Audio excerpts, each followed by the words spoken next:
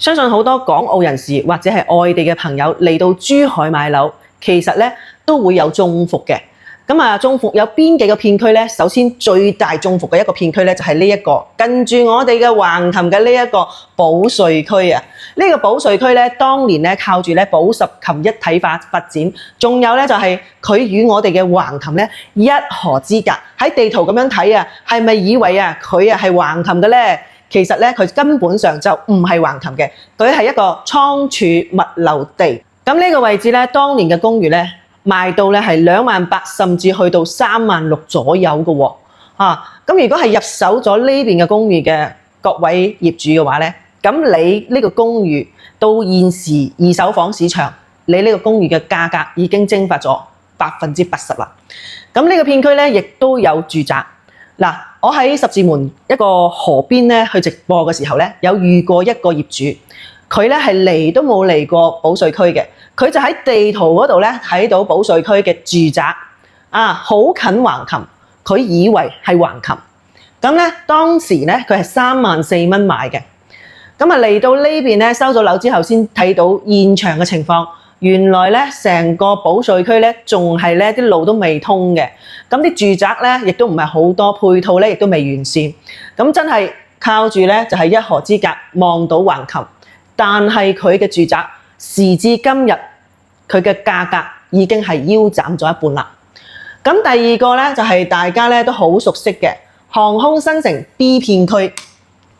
呢一個片區咧，當年咧亦都係好多港澳朋友同埋外地嘅朋友咧，都係喺呢度入手咗㗎。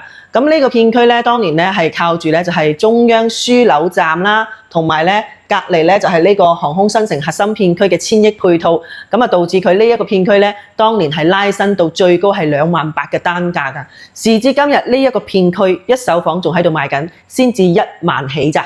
咁佢呢邊嘅話咧，而家二手房市場咧，亦都係呢個價格㗎，所以咧呢個價格咧已經蒸發咗咧70%左右㗎啦。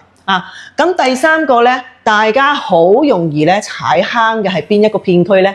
就係呢一個片區啦。喺我哋嘅地圖嘅東北角北緯咧，佢係距離我哋嘅深中通道、深珠通道最近嘅一個片區，而且咧呢個片區嘅話咧，仲有一個咧就係我哋嘅珠海嘅輕軌嘅總站喺呢個位置。咁成個片區咧都好 young 嘅，屬於一個咧 TOD 嘅科創小鎮啊。咁當年咧係靠住咧呢個深中通道呢個橋嘅一個概念啊，直接呢個片區咧係拉升到咧係28000一個單價嘅。時至今日呢個片區有一手房喺度賣緊，亦都係1萬出頭左右。咁二手房嘅話咧，唔好意思，呢啲業主做咗大閘蟹，佢嘅價格咧已經蒸發咗咧50%啦。非常之失望啊！即係因為係一個橋嘅概念而投入呢個位置嚇。咁第四個係邊一個片區呢？咁第四個咧就係我哋呢個濱海商務區。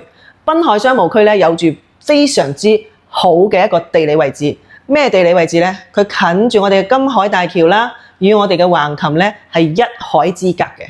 當年呢個濱海商務區咧，佢嘅價格係直接拉升到28000。片區嘅規劃咧係有一個文旅嘅呢個配套啦。學校配套啦，咁時至今日咧，呢啲配套咧都係減配咗嘅。而家嘅一手房咧，亦都係1萬出頭，二手房嘅價格咧，亦都係蒸發咗一半。所以嘅話咧，當年買呢度嘅業主咧，真係有啲冇陰功嘅，即係蝕到攤攤腰。OK，咁第五個咧就係我哋嘅平沙新城。呢個位置咧，可以話咧係一個珠海嘅山卡拉片區啊！你諗下，從平沙新城嚟到我哋嘅市區，開車都要1粒鐘啦，係咪先？咁呢個片區嘅話咧，佢最主要咧都係一啲產業嘅工業化喺周邊嘅。呢個平沙新城咧，最多人去買嘅係一個叫做咩時光隧嗰個小區，記唔記得？當年咧係賣到咧係18000左右啊！咁時至今日咧已經蒸發到80%嘅呢個房價。咁你睇下啦，而家先至6000一平方所以咧，當年喺18、19到20年買入呢啲地方嘅業主，基本都做咗大閘蟹㗎啦。咁大家咧，如果咧係想喺珠海置業，但係又唔知邊個片區咧值得買，邊個片區咧係比較穩陣嘅，咁你咧可以咧點擊屏幕產品，問我攞咧珠海買房攻略。我呢邊咧準備咗珠海嘅買房攻略，同埋咧一手樓嘅各個優缺點嘅資料，二手樓嘅報價單。大家有興趣嘅話咧，記得點擊屏幕產品，問我攞資料啦。